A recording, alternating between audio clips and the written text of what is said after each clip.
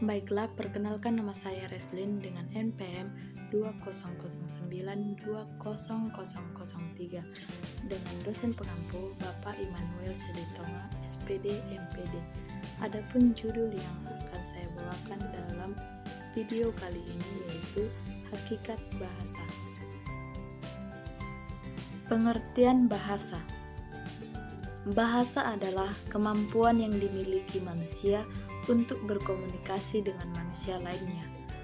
Dengan bahasa, kita dapat mengutarakan pendapat ataupun menginformasikan sesuatu kepada lawan bicara kita. 6 komponen dasar peristiwa komunikatif. 1. Fungsi emotif.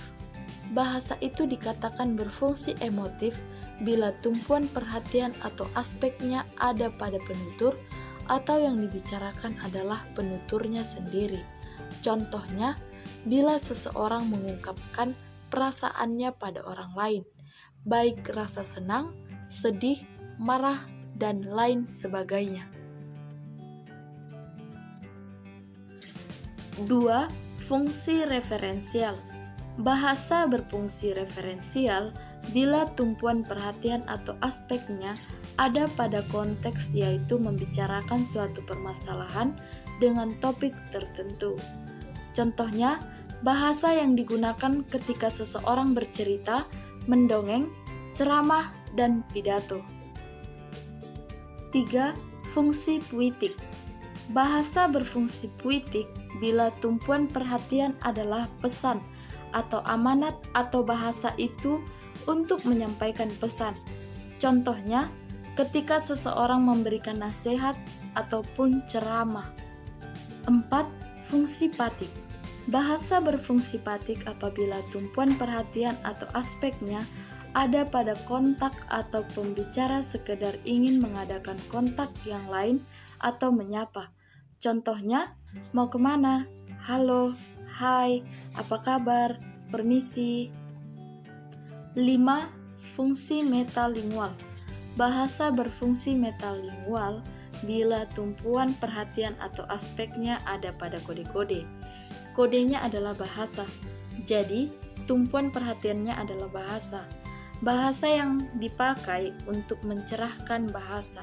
Contohnya dalam kuliah linguistik ini, pembicaraan bahasa Inggris dengan bahasa Indonesia. 6. Fungsi konatif. Bahasa berfungsi konatif bila ada pada lawan tutur atau petutur. Contohnya, memuji lawan tutur agar lawan tutur senang, mengejek lawan tutur, memaki-maki, menyuruh lawan tutur agar berbuat sesuatu. Yang selanjutnya, 12 hakikat bahasa. Yang pertama, bahasa itu adalah sebuah sistem, yang berarti bahasa memiliki susunan teratur, berpola yang membentuk suatu keseluruhan yang bermakna atau berfungsi. Yang kedua, bahasa itu berwujud lambang. Bahasa itu berwujud lambang. Kata atau gabungan kata dalam bahasa terdiri atas lambang-lambang bunyi. Contohnya adalah huruf A sampai Z dalam alfabet. 3. Bahasa itu berupa bunyi. Bahasa spesifik terhadap bunyi-bunyi bermakna yang dihasilkan oleh alat ucap manusia. Contoh bunyi teriakan, bunyi bersin, ataupun bunyi batuk. 4. Bahasa itu bersifat arbiter.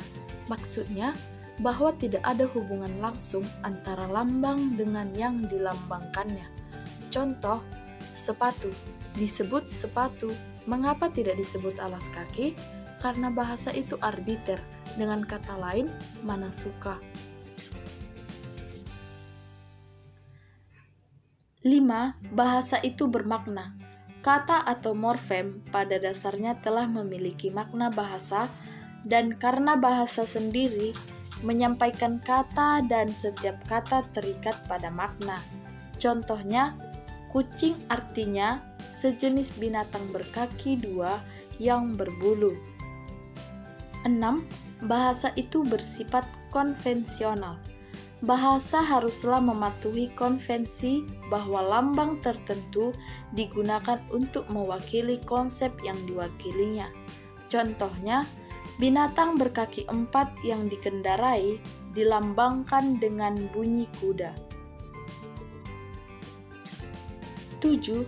Bahasa itu bersifat unik, dalam arti memiliki ciri khas spesifik yang tidak dimiliki oleh bahasa lain.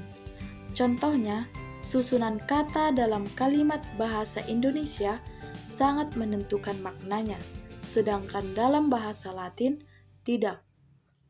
8. Bahasa itu bersifat universal. Meskipun unik, bahasa tetap memiliki ciri yang sama dimiliki oleh semua bahasa di dunia. Misalnya, setiap bahasa memiliki kata-kata berkategori nomina, verba, adjektiva, adverbia. Dan setiap bahasa juga memiliki unsur konsonan dan vokal. 9. Bahasa itu bersifat produktif, dengan arti bahasa banyak menghasilkan unsur-unsur yang tidak terbatas jumlahnya. Contohnya, dari beberapa huruf akan tercipta banyak kata yang berbeda. 10. Bahasa itu bervariasi. Suatu bahasa dapat memiliki bermacam idiolek, dialek, dan ragam yang berbeda. 11. Bahasa bersifat dinamis. Artinya, bahasa selalu berkembang sejalan dengan perkembangan manusia sebagai pemakai bahasa. 12. Bahasa itu bersifat manusiawi.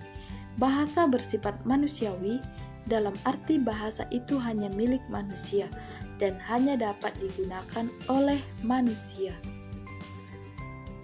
Contohnya, binatang tidak dapat menyampaikan konsep baru atau ide-ide baru dengan alat komunikasinya. Mengapa? Karena binatang tidak dianugerahi akal budi bahasa yang menyamai manusia. Sekian dari penjelasan saya dan terima kasih.